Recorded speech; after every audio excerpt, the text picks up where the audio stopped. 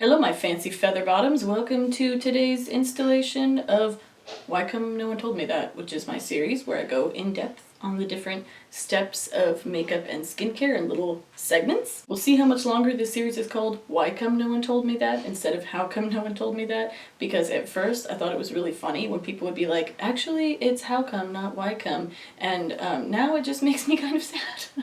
Anyway, this is like the third part within that series that's focusing specifically on how to color match foundation. The first episode was about racism and makeup and the responsibility that we have as makeup artists to be able to color match anyone. And then the second one was a color theory video where I mixed some paints and explained the way that colors work a little bit and gave you guys also some exercises that you can do to enhance your ability to see subtle differences in color. And that one is extremely important for this video because the reality is color matching foundation is very simple, but it is actually kind of advanced in the sense that it's you're asking your eyes and your mind to be able to pick up on very subtle color differences in temperature and in value, and it's not easy. So it helps to do a little bit of exercises to practice strengthening that muscle, which anyone can do. If this is something that you really struggle with, I promise that with a little bit of practice you will be able to get better at it, and you'll see that it's actually quite simple. So today's video I'm going to do my favorite thing, which is go off on a little rant, and then I'm going to show you guys the process of color matching myself, and then as soon as my schedule opens up a little bit more, I'm going to be able to make my schedule work with some of the models that I know, and I'll do a couple more videos on women of different ethnic backgrounds from myself so that you can see it on a variety of faces. But the whole point of this is kind of to show that it's really not a different process, but I still think that people will like to see some versatility, and it might make you feel more comfortable, at least having actually seen that what I'm saying is true and not just hearing me tell you that it's true. Okay, rant time, my favorite time. The way that we classify foundation shades by cool versus warm is bullshit. It doesn't make any sense, and I'm rebelling, and I'm inviting you to rebel with me, and here is my why reason. So the way that the system is currently set up is that foundations range from cool, to neutral to cool, or cool. Anyway, warm colors by this system are considered foundations that have more of a yellow or green undertone. Neutral colors are neutral, and cool colors are on the more pink side. And that doesn't make any sense. Oh, I almost forgot to mention, Caspian is taking a nap right there. He's always sleeping in my videos, and actually he's waking up right now. Right? Hi, are you waking up? Anyway, because in a minute I'm gonna go back in time to when I didn't have makeup on and I showed you how I base matched myself, and he's snoring like really loud, so don't be alarmed that there's like a hibernating bear in the background of my video. It's just a little toddler. Hi! Mommy. Sup? Hi. Hi! Me too. Yeah, did you have a good nap? Yeah. Cool. Naps are good. 2 toes. You have 2 toes? You actually have 10 toes. I mean, you do have 2 toes, but you also have 8 more in addition to those 2. You're not wrong. Juice. Juice? Yeah. It's out there. And by juice, he means milk, because all liquids that you consume are juice. Everyone knows that. Okay, we're back from getting juice, and I don't remember what I was talking about. What was I talking about? Oh yeah, I was talking about how none of this makes any sense. Okay, so the logic behind it makes enough sense that, like, I get it, and we all kind of get on board with it and go along, but it's not solid. So basically what they say is that yellow foundations are warm because golden tones are warm, neutral's neutral, and then I have no issue there. And cool foundations are cool because they are more pink, and pink has more blue in it, and blue is cool. Here's the problem. As foundation shades get darker, what is a golden foundation is really kind of a dilution of a more olive foundation, and what is a pink foundation is really a dilution of a more red foundation. So the spectrum is really olive, golden, yellow, all the way to pink/red. And when you break it down like that, it really doesn't make any sense, because by that standard, cool foundations are actually red, which is decidedly warm, and warm foundations are actually olive, which is definitely cool. So when I first came into doing makeup from painting, I was like, y'all are calling them what now? Like, it was just very confusing for me. And I know it's confusing for other people. And so I have a proposition. Let's just call foundations yellow or olive toned, neutral, or pink or red toned, because that's what they are. And also, when you tell someone that a foundation is warm or cool, unless you have a deep understanding of color theory, that doesn't instantly mean something to you. And so it's a little bit confusing for beginners. Whereas if you just make it about what it is, which is like the different colors that it leans towards, it's a lot easier for people to process, and it actually makes sense, which is a win-win. So let's all just take any ideas we have about cool versus warm versus whatever and just sort of throw them in a mental trash can and start calling it like it is, which is yellow, golden, olive versus pink, red, with neutral in the middle. I got that one right. A couple of the things I wanted to mention, in addition to not actually making sense, this is doubly confusing because I have found no consistency with makeup brands and what they consider to be cool or warm, and so it just gets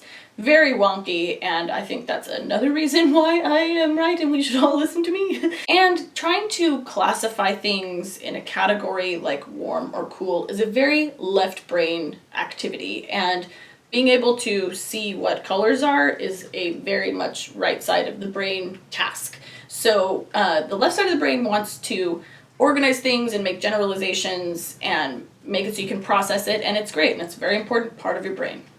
It would be really bad if you didn't have it at all. And the right side of the brain is all about creativity, a lot of people know, but it's also just like seeing things as they are. So if the left side of the brain looks at something and sees a jar, the right side of the brain sees like, what are the actual highlights and shadows and colors that are making up this jar, if that made any sense at all. My point is, it really doesn't serve you in these matters to be focusing on left brain activities like classifiers. It's really more important to develop those artistic skills and, you know, do some of those exercises that are in the video that I'll link below that came before this one. And yeah, just see things as they are. Okay, so now I'm going to, as I said, travel back in time to when I had no makeup on my face and give you guys some tips about the actual process. Realistically, it's very simple. The hard part is the stuff from the previous video, which is just like being able to see color difference. But the actual doing of it, these are just like a few tips, but it's pretty straightforward. I'm not going to get into different values or the lightness or darkness because I feel like it's really easy for people usually to be able to see if a foundation is too light or too dark. I'm just going to focus on if it is too yellow, if it's neutral, if it's too pink, and just like show you guys a couple examples. So yeah, hopefully you can walk away from this and have more confidence in your ability to give yourself and or your clients a proper base match. Let's do it. Okay, so the first thing I want to do is show you guys an example of foundations that are a little bit yellow, one that's neutral, and one that's a little bit pink. And I'm going to hop up and show you on my arm because I found that it's a little bit easier to see that way. Okay, so starting with one, this is a pink foundation. This is a neutral toned foundation. And this is a foundation that's a little bit on the yellow side. So I'm going to move around a little bit just to make sure you guys can see. Put a little more of each one just in case. It's hard to tell.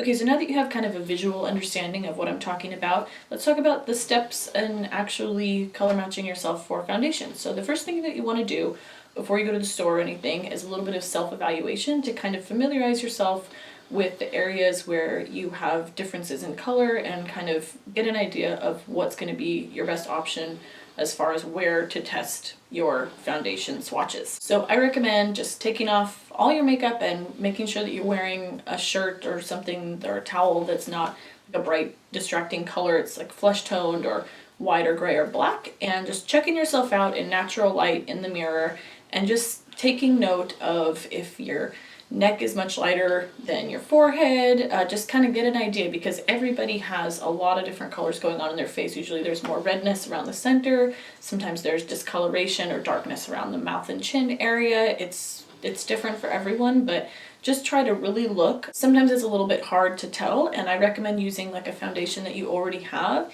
and dotting it in different areas because that makes it a little bit easier to see. So for example, a lot of people, their neck is either lighter or darker than their face, and that might be hard to pick up on, but if you use one foundation color and you put a little bit on your forehead and you put a little bit on your neck, it might be that it blends into your neck well, and then you put it on your forehead and you're like, oh, it looks light, which means obviously that your forehead is a lot darker than your neck, so that can kind of help you. But the goal is to get an idea of what areas of your skin are the most neutral and the most dominant, and what areas are kind of at an extreme, and you want to avoid those and stick to color matching in the areas that are a little bit clearer and kind of like an average of your overall skin tone variations. I will say that a pretty safe bet for a lot of people is an area kind of like in front of the ear and descending down onto the side of the neck.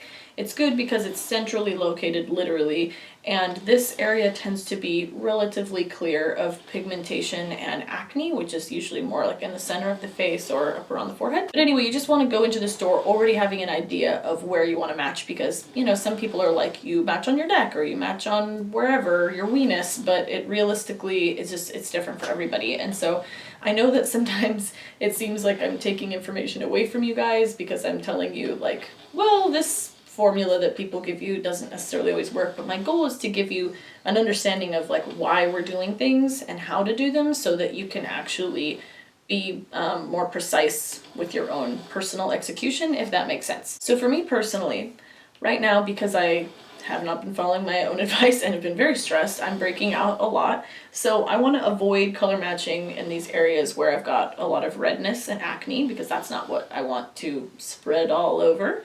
My neck is definitely lighter than my forehead, and this is a pretty clear space. I've got a little more freckles and pigmentation around this area, but I want to make sure that I don't make my forehead look ashy by going with something that's way lighter than it, like something that would match my neck perfectly. So I'm going to stick to right here. And then I recommend like kind of dotting in different areas to just see, like, maybe it blends really well here, but it is just way too light. It might be worth it to just go a touch darker than right here to kind of find like a happy medium. So once you have an idea of where you want to test and kind of what color from your complexion you are shooting for, you want to go to the store and bring a mirror with you and then get to some natural lighting. And if that's not an option in that store, they don't have windows, like you're in a mall or something, or a dungeon, then take some samples home with you, or if it's a drugstore, you can just buy a few of the colors that seem like they would be close and then return the ones that don't work out. You are allowed to do that, by the way. And you want to take those options that seem like they would be the closest and just sort of test them in the areas that you have found to be ideal, and then towards the areas where it's a little more extreme to just see how it's going to react in that space. So you kind of get, do some little dots and swatches in a myriad of places, and I'll go through that process right now on myself. So if this is a good area for me to test in, I'll start with this one and kind of stripe it along. And I might notice, this is pretty close, but it's looking a little bit pink. Another thing to keep in mind is that you want to blend each color in a little bit and also give it a minute, because a lot of modern formulations are lighter when you first apply them, and then once they dry down, you can kind of get a sense of the actual color that you're going to be dealing with in your life. So if you can see that, it's pretty close, but it's too dark for my neck. No surprise there, because my neck is lighter than my face. But it's also definitely pink. It blends in pretty well where I have this acne, but when it comes to just my actual undertone, it's definitely too pink. So on this side, do this color. So this one is also pretty close, but it looks a little yellow-green. So this one is looking a little pink, this one's looking a little green, and let's try this one. This is looking like a nice neutral tone. It doesn't look noticeably yellow, it doesn't look noticeably pink. As I feather it out a little bit, it just sort of blends in and disappears, and that's what we want to see. Okay, I'm gonna put this on the whole face now. Okay, so now that everything's nice and evened out, I have no floating head, I have no line of demarcation, and I don't look like I have jaundice or a sunburn, and that's pretty much the goal. I'm gonna go put the rest of my makeup on. Alright, what a world of difference a little bit of bronzer, blush, and concealer makes. I can't wait to get to those steps in the series. I just want to tell you all the things right now. I wish I had more time to make videos faster. Alright, don't forget to like this video if you liked it, and if you didn't like it, just do it.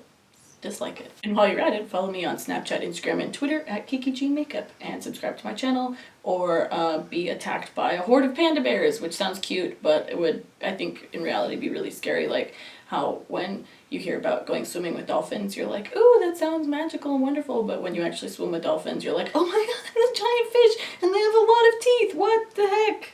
Was not expecting that, even though I clearly know what dolphins look like. The point is, the reality of not subscribing is that you will be attacked by a horde of pandas, and it won't be cute, it will be scary. So subscribe. Alright, I'll see you guys in a couple of days.